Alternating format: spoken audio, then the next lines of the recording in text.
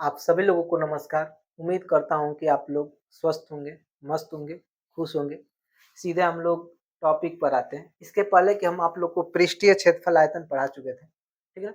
उसमें केवल फ़ॉर्मूला आप लोग को बताए थे। अब मैं वो क्वेश्चन करा रहा हूँ जो बोर्ड एग्ज़ामिनेशन में अक्सर पूछे जाते हैं, ठीक है? तो पहला क्वेश्चन ये है कि कोई एक बर्तन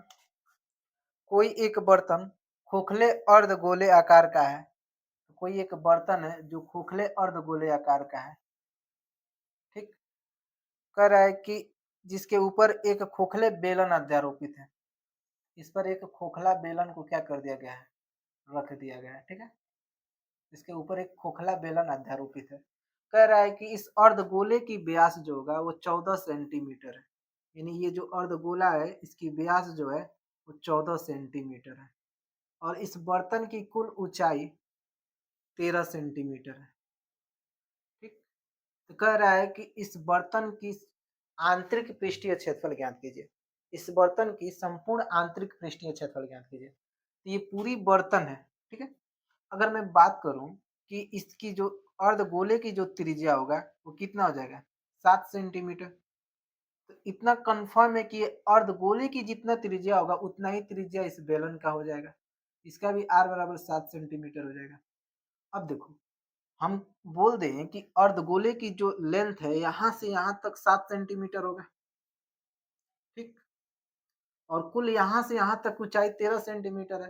तो मैं बोल सकता हूँ कि बेलन की जो ऊंचाई हो जाएगा वो 13 minus 7 centimetre equal to 6 centimetre हो जाएगा। होगा कि नहीं होगा? ठीक।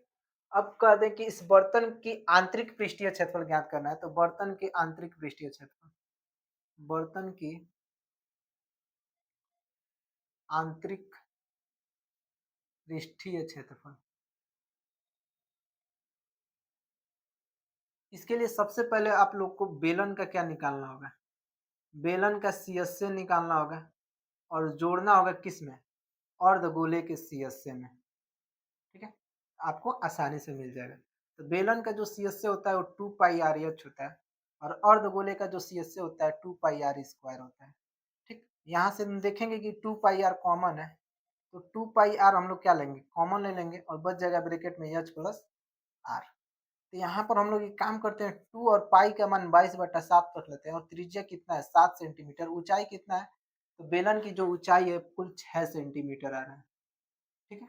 यहाँ पर मैं 6 सेंटीमीटर फिर त्रिज्या 7 कर लेंगे, इसको काट देंगे और 22 दूना 44 होता है और 7 छः 13 होता है। इसका मल्टीप्लीकेशन कर लेंगे तो 13 चौका 52 और 13 चौका 52 5 57, 572 सेंटीमीटर स्क्वायर आपका इसका क्या आ जाएगा?